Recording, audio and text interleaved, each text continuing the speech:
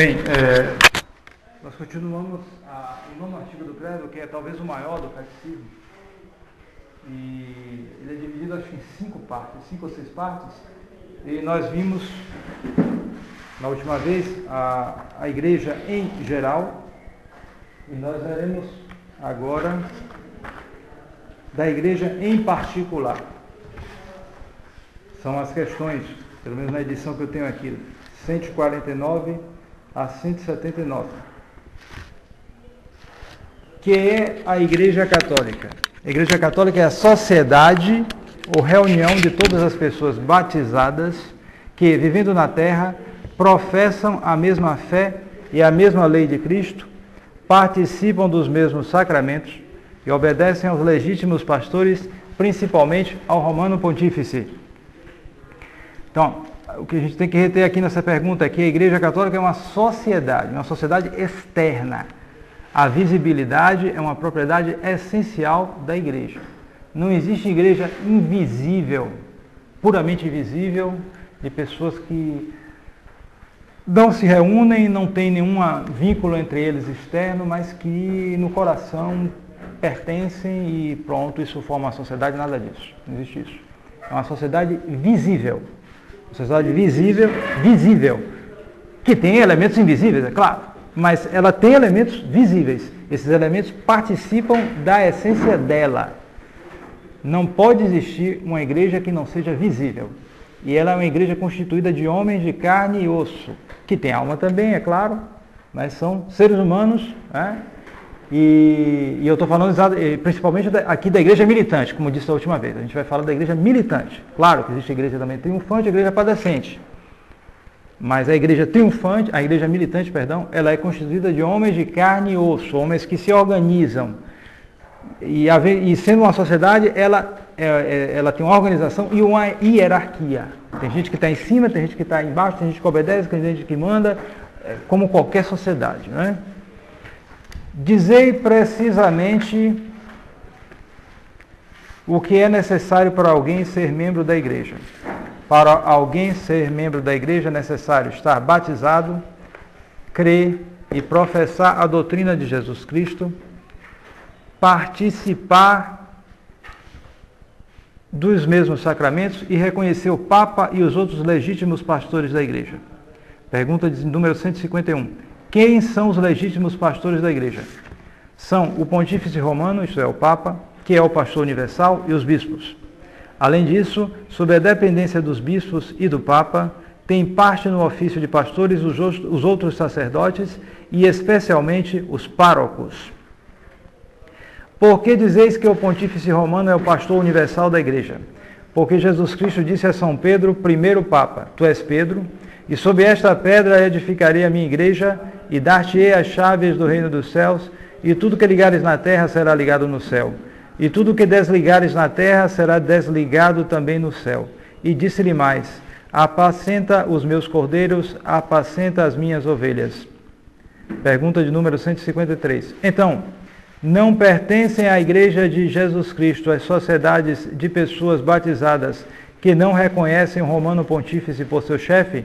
Todos os que não reconhecem o Romano Pontífice por seu chefe não pertencem à Igreja de Jesus Cristo. Então, esse elemento aqui do Pontificado Romano é essencial para se reconhecer a Igreja Católica, porque justamente, sendo uma sociedade hierarquizada, ela tem que ter um chefe. Toda sociedade tem um chefe, né? Ela vai dizer que é o povo que manda, essas coisas, não existe. Sempre tem um chefe. O que ocorre nesses regimes que dizem que o povo que manda é que, normalmente, os que mandam estão ocultos. Já que é impossível que o povo mande, então o povo pensa que manda, mas quem manda está por trás, já que nominalmente é o povo. É o melhor regime para a maçonaria, sociedade secreta, é a democracia chamada moderna. Porque diz que o povo manda, todo o poder vem do povo. Bonito, eles enchem a boca para dizer isso. Mas, como não vem, então acaba, para a sociedade se manter, tem que ter a hierarquia, então essa hierarquia passa a ser meio por debaixo do pano. Poderia dizer essa expressão, voz do povo, voz de Deus? Talvez venha disso, voz do povo, voz de Deus também. Para dizer que se é o povo que está dizendo, então ponto final. Então eles reduzem a voz do povo a uma votação, que agora até é eletrônica, e sei lá como é que as coisas se passam, né? Mas mesmo que se passem realmente com maioria ou minoria verdadeira, o fato é que aquilo está exposto a uma manipulação muito grande. Então, a Igreja Católica não é assim. Sendo uma verdadeira sociedade, sendo uma sociedade visível, não uma sociedade oculta, né? Não é uma seita, é uma sociedade. Então, o poder é externo. Ele tem que se mostrar como tal. E como o poder monárquico é o que mais se assemelha ao poder divino, já que Deus é um só, então a igreja é uma monarquia. Dizer isso hoje é um pouco fora de moda, mas não importa, é a verdade. A igreja é uma monarquia, ela não é uma democracia, nem é uma aristocracia. Porque é admissível, em certas circunstâncias, em certos governos humanos, a existência de uma aristocracia e mesmo de uma democracia também. Não a democracia moderna que diz que todo o poder vem do povo, não é isso. Mas um regime onde o povo participa mais. Em certas circunstâncias, sim, isso pode. E São Tomás de Aquino mesmo diz que o melhor regime é aquele que combina as três formas. A monarquia, a aristocracia e a democracia também. E a igreja tem um pouco disso. Porque embora seja uma sociedade monárquica, porque tem um romano pontífice, ela utiliza também o sistema aristocrático. Os cardeais deviam ser a aristocracia da igreja, devem ser, é a aristocracia. Enquanto que as ordens religiosas, por exemplo, como é que se elege um superior, escolhe um superior de uma ordem religiosa? Por eleição democrática. Todos os irmãos de voto se reúnem, depende um pouco das regras. Então, se elege, se alguém obtiver 2/3 dos votos, ele é eleito superior. Democracia. Eleição democrática. Sim, mas justamente é uma comunidade pequena, porque a democracia em geral funciona melhor em sociedades menores. A democracia suíça, por exemplo, que é uma das mais perfeitas que existem, ela remonta à Idade Média. A democracia veneziana também remonta à Idade Média. Na Idade Média havia democracias, mas eram sociedades pequenas. Porque sabia que ali todo mundo conhecia e podia você dizer, não, esse aqui pode ser, é bom para governar, vamos eleger esse aqui. Valia, tinha seu fundamento. Mas numa sociedade imensa, grande, para você saber quem é o melhor, meu amigo, é fácil fazer a propaganda, mas na prática a coisa não anda. Então, a sabedoria da igreja, e nosso senhor fez assim a igreja, uma sociedade imensa, para ter milhões, centenas de milhões de fiéis. Então, ela estabeleceu a igreja como uma monarquia. Então, o pontífice romano detém o poder universal da igreja. Detém, inclusive, uma graça especialíssima, um carisma especialíssimo da infalibilidade. Porém, uma infalibilidade que não é absoluta. Atenção, ela é condicional. Isso é muito importante para a gente entender que atitude tomar diante de certos sumos pontífices. Porque ele não é uma infalibilidade absoluta, que não pode errar em qualquer coisa. Não, não é isso. Ela, inclusive, se exerce raramente como tal. 100% ela se exerce raramente. Então, não pertencem... Não, pergunta de número 154. Como se pode distinguir a Igreja de Jesus Cristo de tantas sociedades ou seitas fundadas pelos homens e que se dizem cristãos? Em geral, são os cismáticos e, sobretudo, os protestantes também, que se chamam também de cristãos, mas não o são.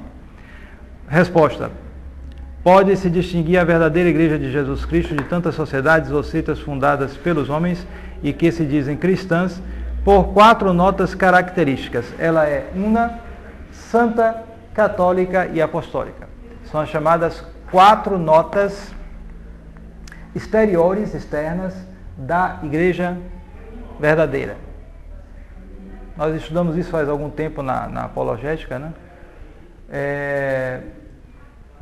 Essas notas são chamadas notas justamente porque elas dão a conhecer a veracidade da igreja. Não quer dizer que não haja outras características importantíssimas da igreja, né? Inclusive sua infalibilidade, o fato dela ser hierárquica, o fato de ser uma sociedade, tudo isso são também características importantes. Mas essas características aqui são chamadas notas porque elas dão a conhecer, elas são exteriores, elas aparecem. Né? Então, a pessoa tem muitas qualidades e defeitos também, mas são as qualidades e defeitos que mais aparecem, que são, por assim dizer, as notas da pessoa. Uma pessoa pode ser muito inteligente, mas não aparece muito pelo tipo dela. Mas se ela fala muito, então aparece muito aquilo, porque ela fala exterior. Certo? Então, e assim por diante, outras características. Uma pessoa pode ser irritada, mas ela impaciente, digamos assim, mas ela é uma impaciência muito dentro dela, então não aparece muito. Mas se ela pega a paciência muito com as outras pessoas, aquilo aparece logo e se torna uma nota característica da pessoa. Assim também é o fato da sociedade. A igreja, no caso, tem principalmente estas 4 notas que durante a história variou um pouco, às vezes aumentavam, davam mais notas, mas se fixou esse número. Não tem que ser romano também, não é? Uma dizendo que a própria história é romana? Sim, você pode acrescentar também a romana também. Una católica, santa católica, apostólica e romana. Como uma outra nota que aparece claramente. Essas 4 aqui, elas são muito, muito fortes, tá entendendo? Mas também se pode considerar a igreja como romana, claro. Então, essas seriam as características primordiais dela? Seriam as características, não diria primordiais. Eu diria que são características exteriores que mostram. Porque às vezes uma sociedade tem coisas dentro dela que são muito importantes, mas não aparecem tanto. Mas essas aqui são consideradas assim porque elas aparecem e dão a impressão. Está entendendo? Então, a primeira delas. Por que dizeis que a igreja é una? Digo que a verdadeira igreja é una, porque os seus filhos de qualquer tempo ou lugar estão unidos entre si, na mesma fé, no mesmo culto, na mesma lei e na participação dos mesmos sacramentos, sob o mesmo chefe visível, o Romano Pontífice. Bom, e aí vocês já percebem que há alguns problemas para você aplicar isso para a situação de hoje. A situação de hoje é difícil, porque para você entender hoje essa verdade, você tem que levar em conta um fenômeno diferente, único na sua extensão, que ocorre hoje, uma extensão que nunca houve antes, que é a chamada ocupação da igreja. O que é uma ocupação? Você tem igreja católica e você tem a igreja conciliar.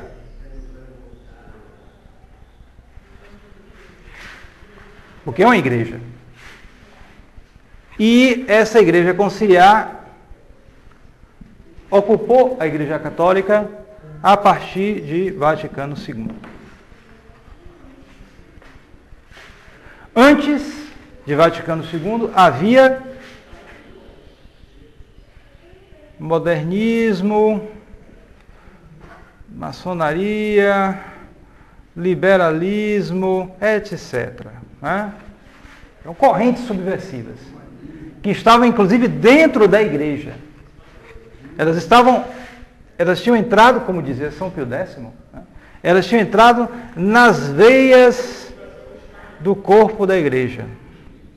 Né? O modernismo, por exemplo, tinha entrado nas veias do corpo da igreja. Corpo da igreja católica,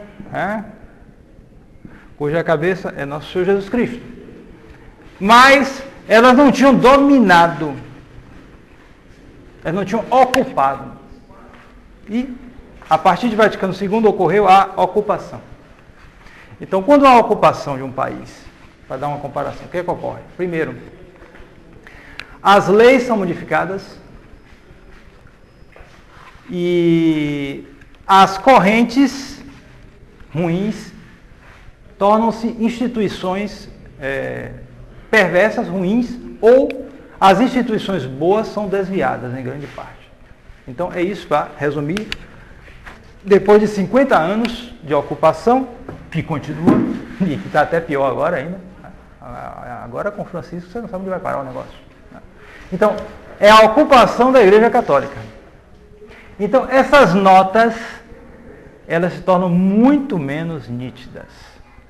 Muito menos. Porque justamente o que aparece para a gente é o que os ocupantes querem colocar. Os ocupantes, eles colocam o quê? Conto de Assis. Está aí, vários. Obrigatório, meu amigo.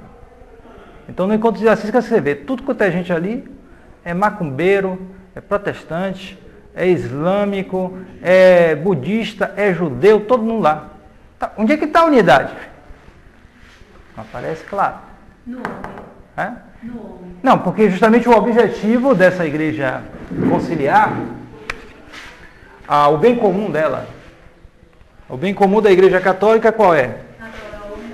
Salvação eterna. Certo? Salvação eterna. O daqui, igreja conciliar, não é bem claro, mas em geral o quê? É a unidade do gênero humano. Do gênero humano. É o que está na Lumen Gentium, né? Lumen Gentium. Uma das constituições ditas dogmáticas do Vaticano II. Está lá dito. Então,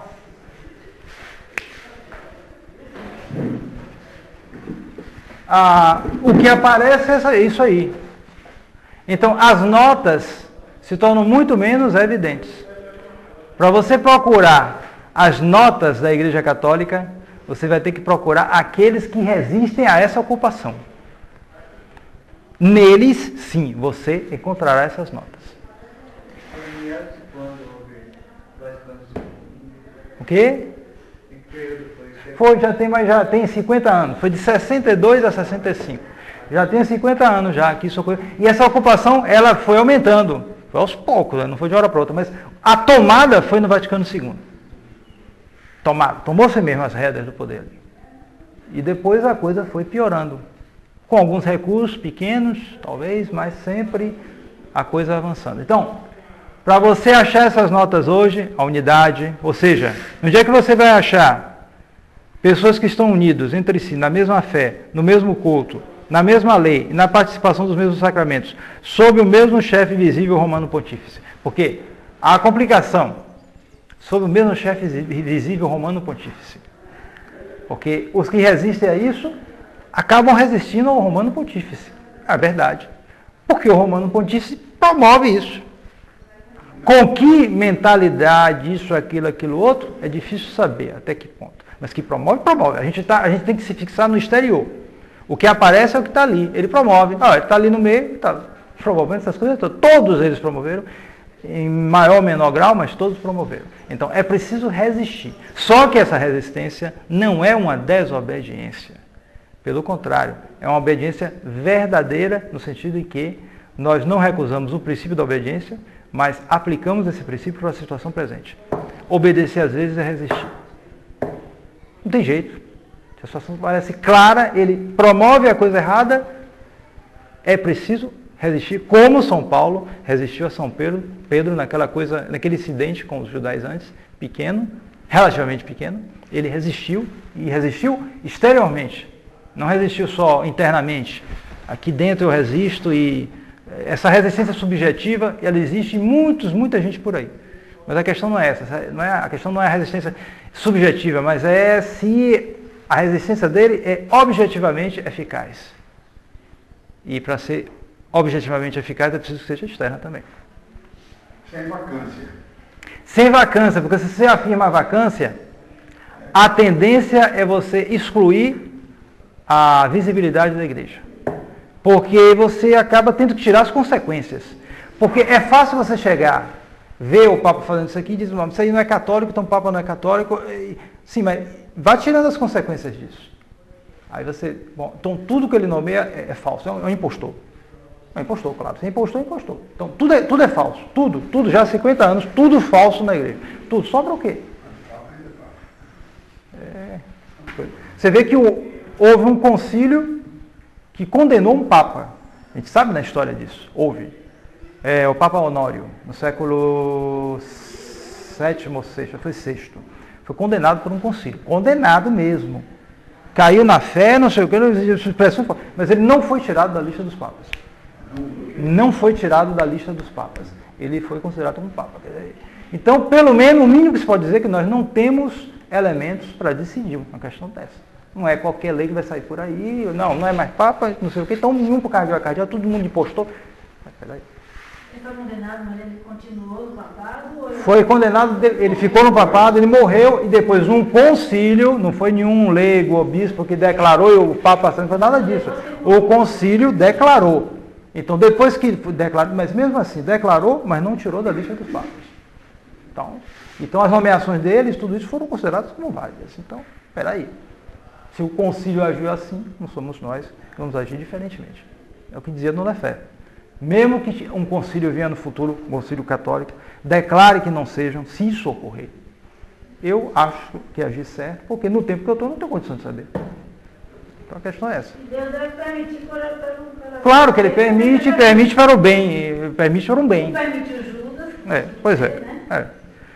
Não poderia haver mais de uma igreja? Não pode, resposta.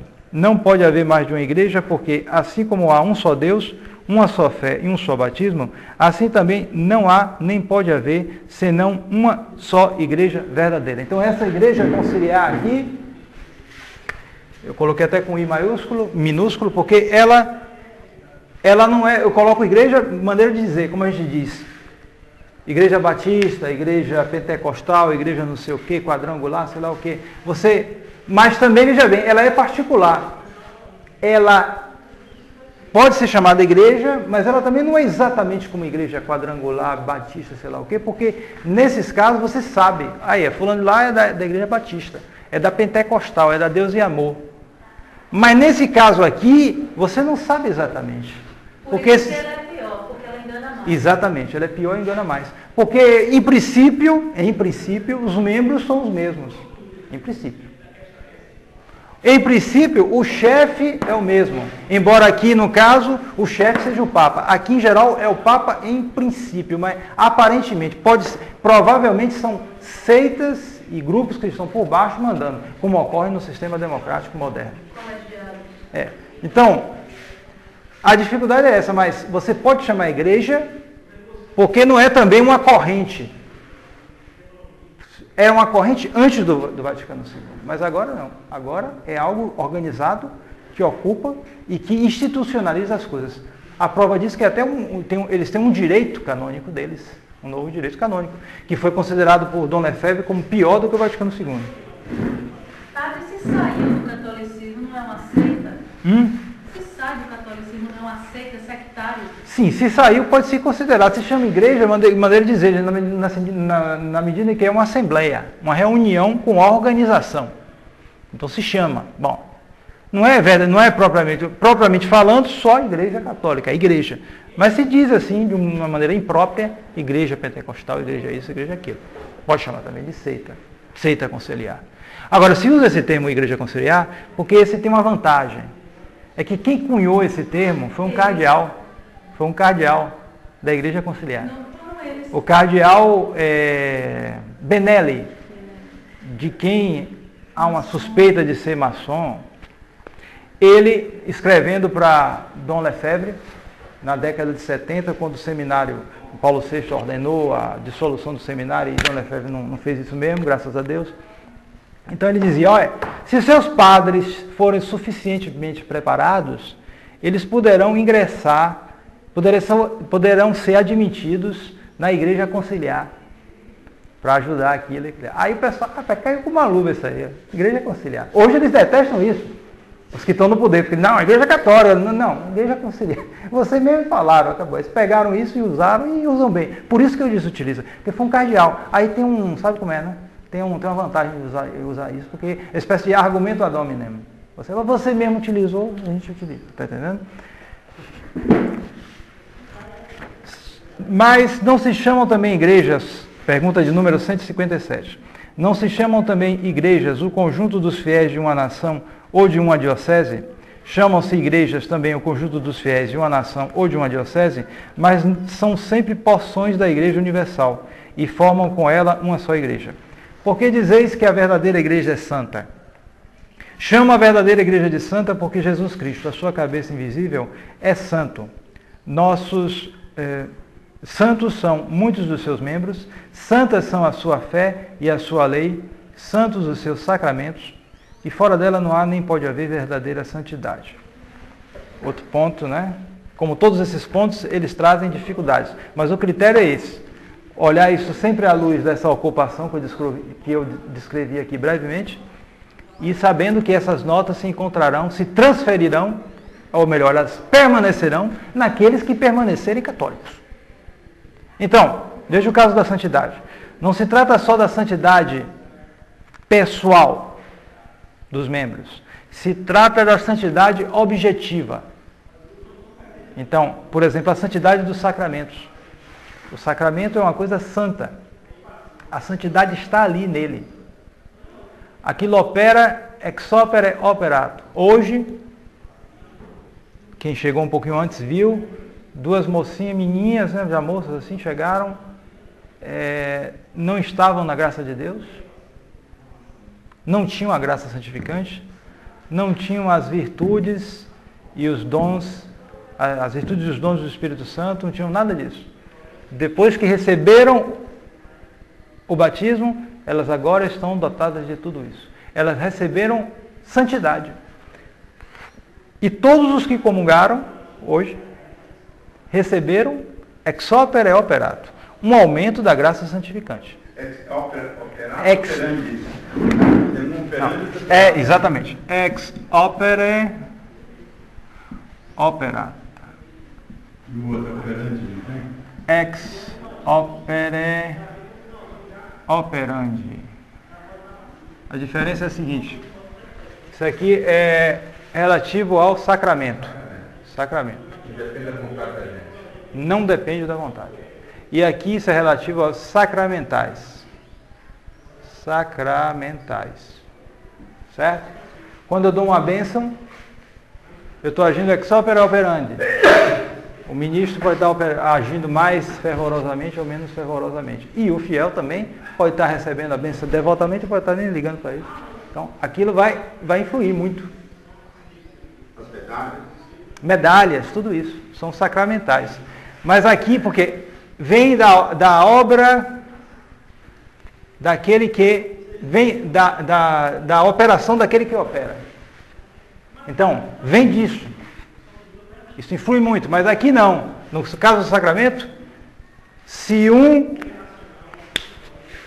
O segundo é a graça condicional? Não.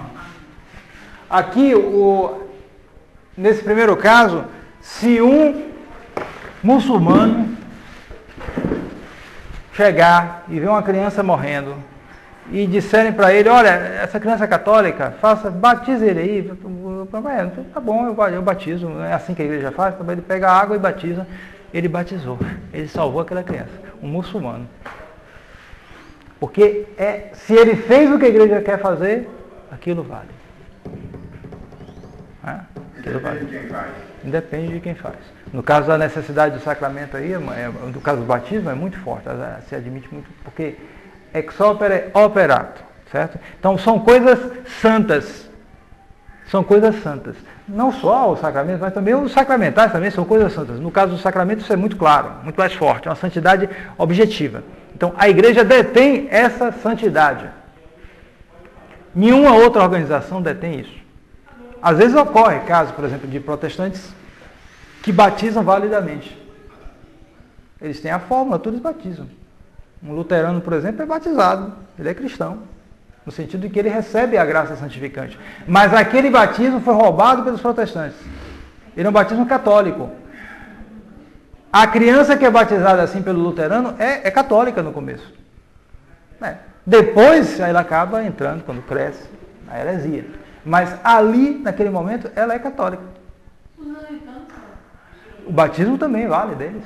Se usar a fórmula, ponto final. As ordenações anglicanas é que não são verdadeiras, nem a dos luteranos.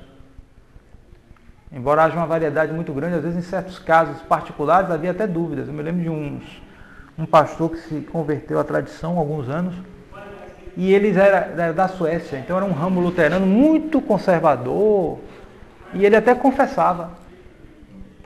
Ele tinha ele tinha culto a Nossa Senhora, ele tinha imagem de Nossa Senhora na igreja dele, ele achava que ele era sacerdote. Na cabeça dele, Então, claro, o bispo, ele teve que se ordenar sob condição de novo. Porque ele se diz, olha, há uma dúvida, embora você seja de uma linhagem mais conservadora, mas provavelmente foi corrompido com o tempo, você não tem segurança aí. Então, ele foi ordenado de novo. Mas ele era de uma linhagem assim, mais conservadora nos sacramentos. Então, justamente, o batismo em geral, no protestantismo, é um batismo válido, só que pertence... Então, é uma santidade? Sim, é algo santo, mas pertence à igreja. Pertence à igreja. Porque veio da igreja e eles tomaram. Separaram e levaram.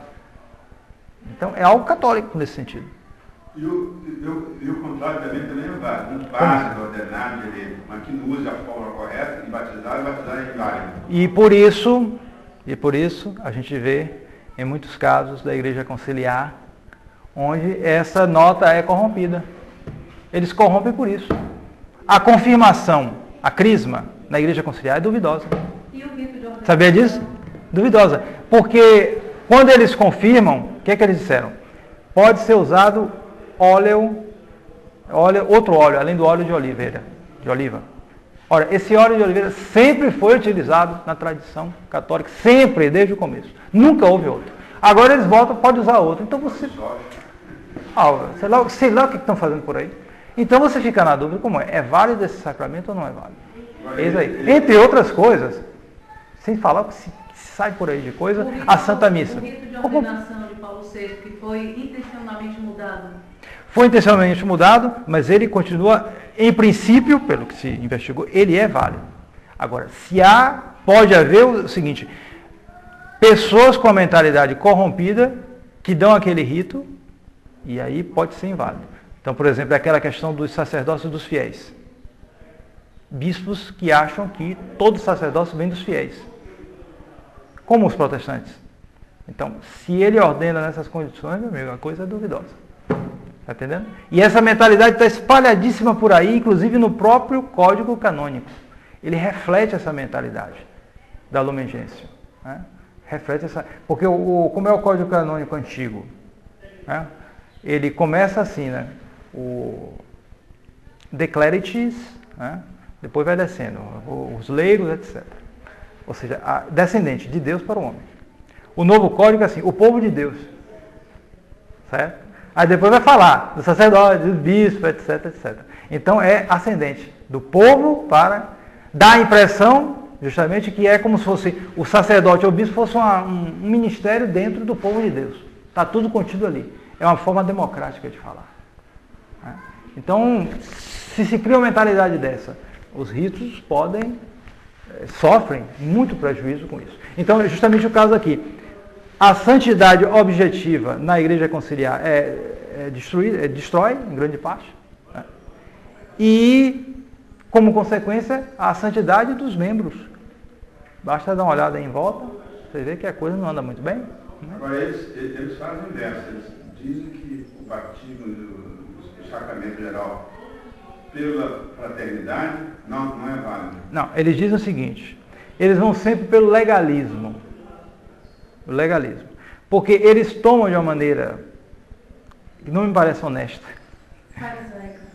Eles tomam de maneira farisaica, é isso. Então, por exemplo, na lei, no Código Antigo, inclusive no Código Antigo, para você confessar, você tem que ter autorização do ordinário, ou do pároco, etc. Você não pode confessar sem autorização. Senão a confissão é inválida. Para você fazer um casamento, você tem que ter autorização do pároco. Se o pároco não dá autorização, o casamento não é válido. Então eles... tá aí? Tá vendo aí? Eles estão dominando, estão ocupando. A gente não deu autorização. Então essa confissão não é válida. Esses sacramentos não são válidos. Se diz que o Royos, Cardeal Royos, ele disse ele conversando com Dom Felé, ele disse, não, mas vocês são católicos, etc. Depois se soube que uma senhora, lá em Bucaramanga, onde ele tem uma fazenda de cavalos de corrida, sei lá o que, cavalo de raça lá, puro sangue, lá na Colômbia. Então essa senhora foi procurá-lo e disse, eu estou com vontade de frequentar a fraternidade. Não vá. São cismáticos. As confissões deles não são válidas. Os casamentos deles não são válidos. Assim. Certo? Quer dizer, eles partem desse... Como eles estão dominando, eles usam de maneira fraudulenta a autoridade. É tirânico isso. Tirânico. Eles querem justamente mostrar isso porque, como eles estão com poder, não interessa o que eles fazem de errado contra a fé. Mas nessa hora, contra a tradição, eles agem dessa maneira. Mas com os outros, eles não agem dessa maneira, não. Tem bispo por aí, como eu soube, celebrando com vinho de laranja. E esses não sofrem nenhuma punição. Tem bispo aí sendo ordenado, suco de uva. Tem bispo aí sendo ordenado com ramo de... Com o quê? Com aquele casal d'árica. Vestido de pescador, com um remo, que era o báculo, tal, tirou foto, tudo tal. Nenhum problema. E assim por diante. E assim por diante. Sem falar no que se fala por aí, no que se faz por aí. Os escândalos são normais. Todo mundo sabe disso. Não é exceção, é o normal. Se o escândalo é o normal, a reação tem que ser também contínua. Não pode ser localizada aqui e ali. Nem pode ser tíbia. Nem pode ser tíbia também, porque o mal é muito grande. Né? Então, por que dizeis que que a igreja é católica? Chamam-a de católica, que quer dizer universal, católicos em grego, porque abrange os fiéis de todos os tempos, de todos os lugares, de todas as idades e condições a todos os homens do mundo, e todos os homens do mundo são chamados a fazer parte dela. Quer dizer, não se trata só de um catolicismo de fato, mas um catolicismo de direito. A igreja já era católica nos começos, quando ela estava em Jerusalém. Quando ela estava em Jerusalém, só estava espalhada ali, ela já era católica. Independente, por isso hoje também, mesmo ela estando em grande parte reduzida, devido a essa apostasia, ela ainda é a igreja católica. Por quê? Porque ela tem aptidão para isso. Ela pode se adaptar a todos os fiéis de todas as regiões, independente de sensibilidade, disso ou aquilo. Não é como certas igrejas que se adaptam mais a uma certa sensibilidade de tal lugar, ou de sensibilidade de tal outro lugar. Não, ela se adapta a todos os povos, ela só rejeita o que é errado, o pecado, a idolatria, etc. No mais, ela se adapta.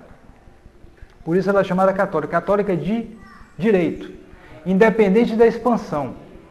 Claro que com isso ela se expandiu de maneira notável.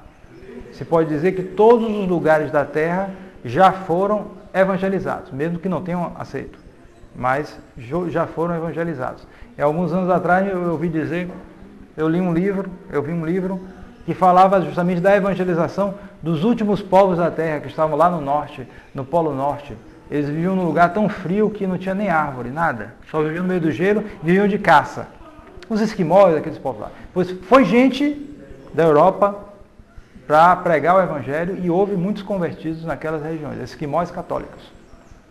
É curioso que eram povos extremamente primitivos, porque isolados até não poder mais, mas ser humano, né? Ser humano. Orgulhoso, né? Mas eles lá, muitos se converteram e eles tinham uma maneira muito orgulhosa, racista de agir. Eles tinham um termo para indicar homem, eles, e outro termo para indicar os estrangeiros, que era menos homem. Eles não tinham para eles eram os homens. Aí quando perguntavam, por que você se acha mais homem do que a gente? Não, porque vocês, vocês não têm coragem de enfrentar um urso, nada. Eles viviam de caça, enfrentavam urso na mão, isso, aquilo. Então eles se achavam muito mais pequenininho, mas achavam muito mais homem do que os outros que tinham medo, né? Não estavam acostumados a ver um bicho daquele, ficavam com medo, eles não enfrentavam. Então vocês desprezavam os estrangeiros porque eram menos do que eles. Mas os católicos foram lá, os padres sofreram muito com eles, mas conseguiram convertê-los. Houve até um episódio engraçado, porque eles não conheciam nada, né? Eram completamente primitivos. Uma ocasião, os padres acertaram para a vinda do bispo. Então o bispo viria de avião, desceria lá. Então aquele pessoal vê um avião, eles pensam, olha, veja bem, é um pássaro bem grandão que vai descer, tá? Não fique com medo, pode ficar tranquilo. Não tem problema, é um pássaro que vai descer, ele é grande, mas não vai pegar ninguém. Sabe? Aí tá bom, tá certo. Aí quando veio o bispo, né, veio o avião, saiu todo correndo, ficou um. Aí ficou, mas por que vocês correram? Mas padre, você não disse que o pássaro não tinha pena? Eu não sabia. Quando desceu o avião, eles viram aquele bicho não tinha pena, saiu todo mundo correndo. Né? Então, eles foram os últimos povos aos quais o catolicismo chegou. Agora, o que ocorreu foi muita infidelidade da parte de vários povos e também de membros da igreja. Né? Assim se diz, por exemplo, que o Oriente, que depois se tornou cismático, falhou em grande parte na evangelização do Oriente, e por isso Japão, China, essas regiões enormes não foram muito atingidas pelo catolicismo, embora haja católicos lá, mas não foram muito atingidas. Por que a igreja se chama também apostólica? A igreja chama-se também apostólica porque remonta sem interrupção até os apóstolos, porque crê e ensina tudo o que creram e ensinaram os apóstolos, e porque é guiada e governada pelos legítimos sucessores dos apóstolos. Isso é importante porque a revelação terminou com o último apóstolo. Então, os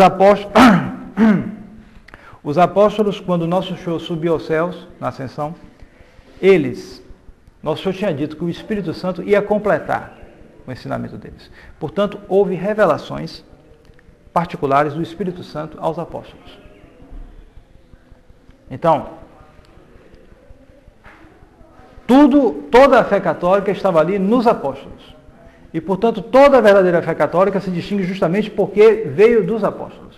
E já Santo Irineu, no final do século II, ele escreveu um livro contra os hereges, e ele justamente indicava esse critério. Você quer saber a verdadeira fé católica? Procure a sucessão dos pastores. Se você vê que essa sucessão remonta aos apóstolos, então o ensinamento deles é verdadeiro. E o próprio Santo Irineu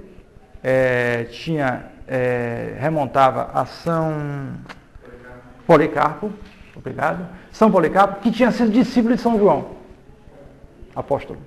Então, eles iam por aí, por essa sucessão. Porque, tá vendo aqui? Veio dos apóstolos. Então, você tem uma certeza de que essa é a doutrina verdadeira e que essa outra aqui veio de fulano de tal, Simão Mago, sei lá o que, os gnósticos, etc. Não é doutrina católica verdadeira. Então, nós temos esse critério. A igreja, ela é apostólica, veio dos apóstolos. Se não veio dos apóstolos, a coisa é duvidosa. Finalmente, por que a verdadeira igreja se chama também romana? É bom acrescentar aqui.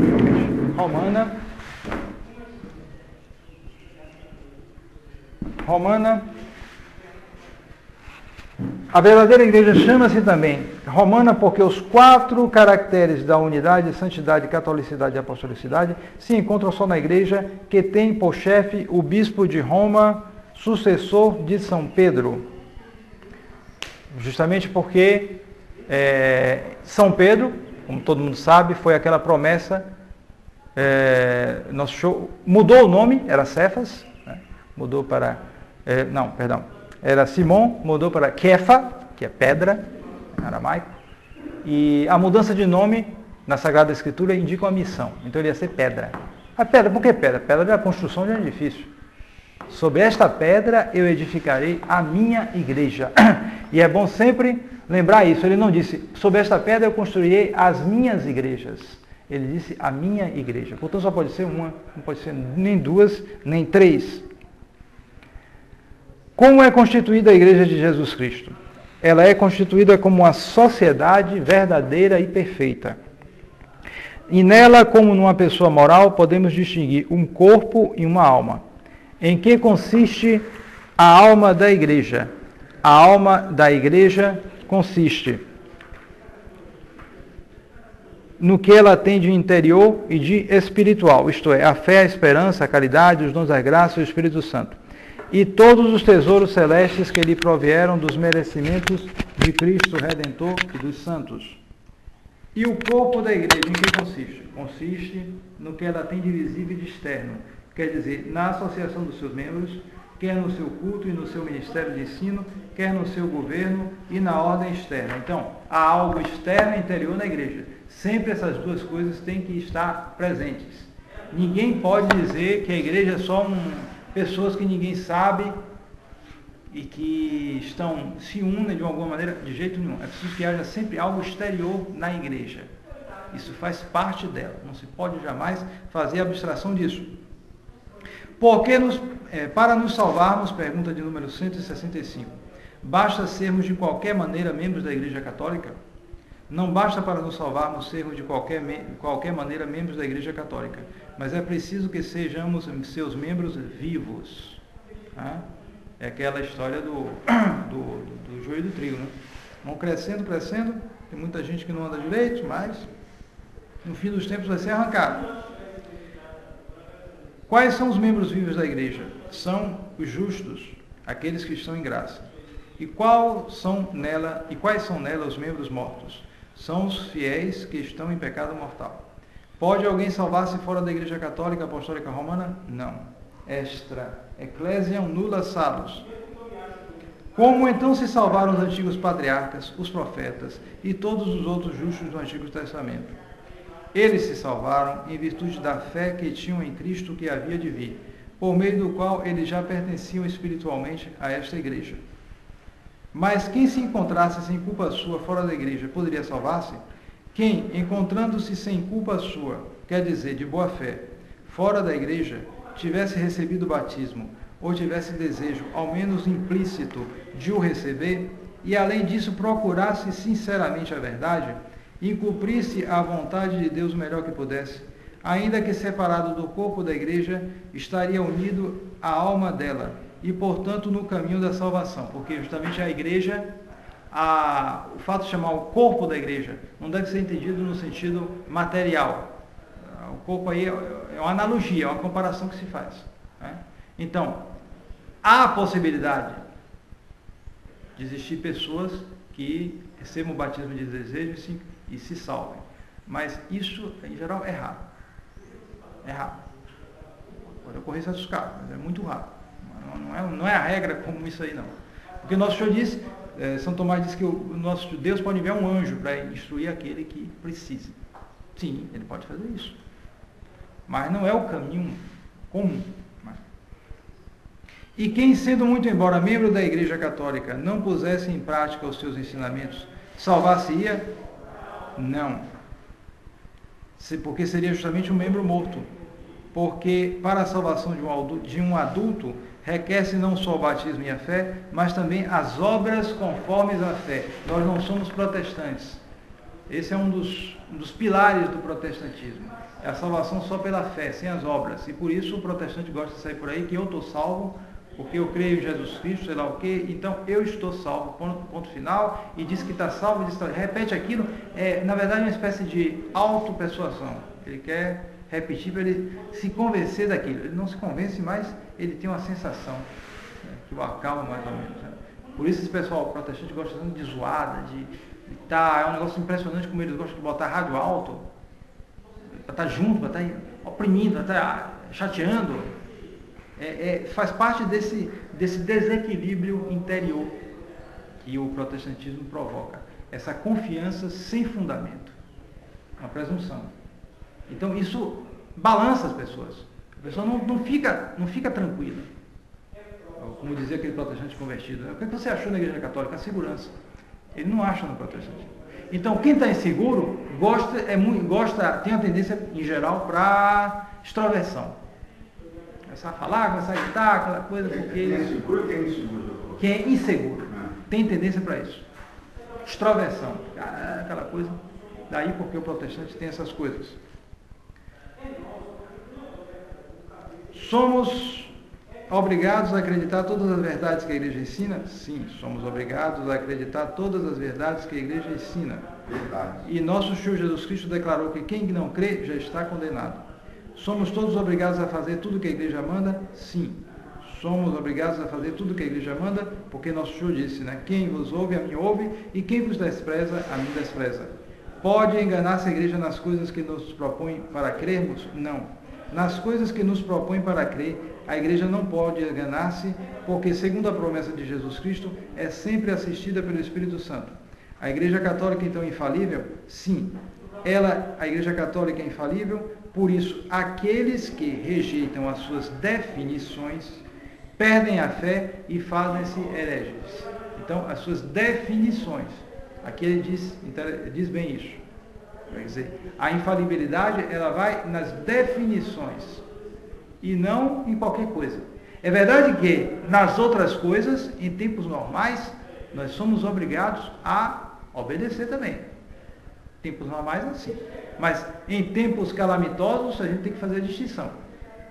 Como a infalibilidade não se exerce, inclusive porque o liberal, por sua própria mentalidade, ele é anti-infalibilidade, já que não é a verdade, mas a liberdade que está em primeiro lugar. Então, todo o magistério se torna corrompido. O magistério vira diálogo. E diálogo não é magistério. Claro. Quem é professor aí pode ver que você vai ensinar alguma matéria, você vai chegar e dizer, o que você acha que é com a célula, hein? Se a senhora fosse ensinar assim, o que é uma célula? E é por isso. Então, e é por isso que a quantidade de burrinhos está aí aumentando até não poder mais. Porque eu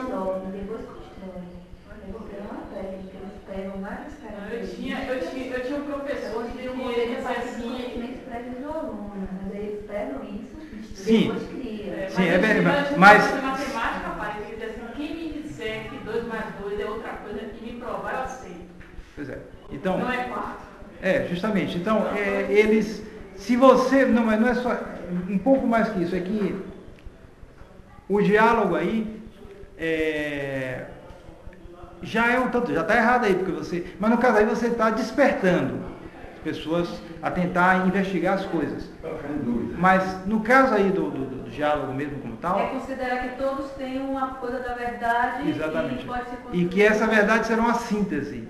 É imanência isso. É uma síntese das opiniões de todos. Você reduz a verdade a algo interno, imanente nas pessoas. Aí que é a coisa muito pior.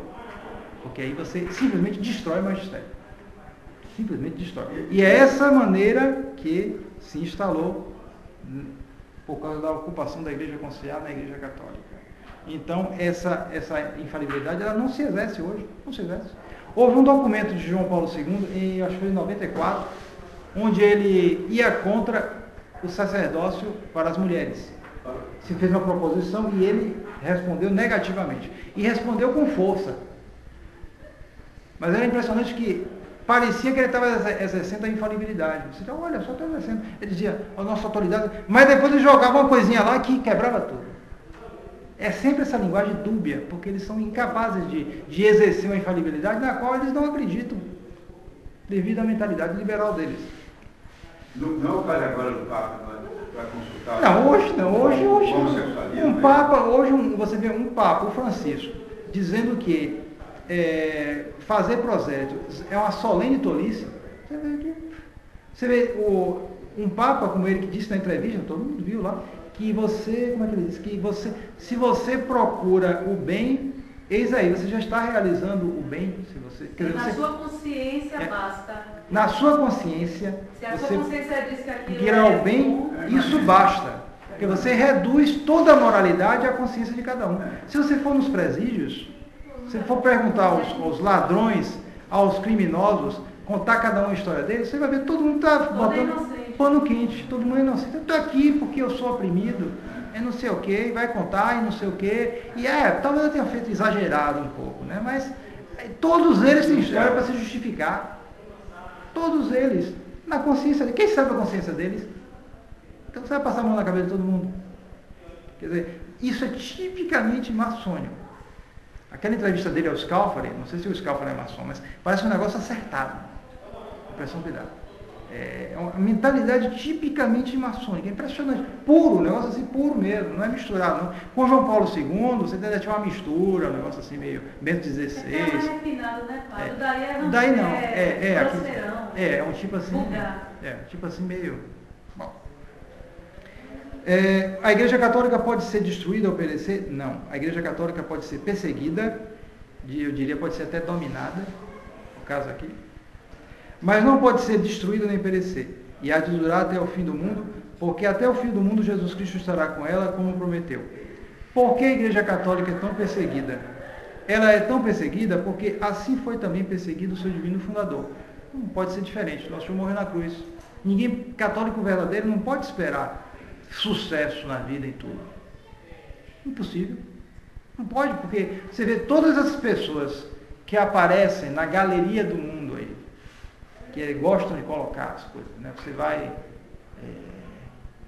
qualquer lugar, shopping center, você está no avião, abre aquele negócio, desce para você e começa a aparecer aquelas coisas que não são assim pecaminosas em si mesmo. Você está assim, olha, que negócio, futebol, isso, aquilo, vai chamando a pessoa, aquela coisa, o mundo. Eu imagino um acidente aéreo com aquelas cenas ali. Mas atrai para botar o... Para botar depois, coisa ruim, sem dúvida. Mas é uma coisa assim que não parece assim, parece inocente. Né? Aí vai mostrando as pessoas que estão falando de tal, com isso, aquilo. Então, essas pessoas que estão sempre por cima do mundo, estão sempre ganhando dinheiro, tomem cuidado, porque justamente quando você vai olhar melhor, está cheio de problemas. Né? Moralmente, isso aqui é uma coisa horrível, não é bom nem saber porque... Em geral é assim. Então, um católico verdadeiro, ele não pode esperar essa aprovação do mundo. E daí você se surpreende com o Francisco aí, como a aprovação foi completa. Já na metade do ano ele já era o homem do ano. Não precisa ter outra metade do ano. O mais poderoso, aquele influente. Quer dizer, o que é isso?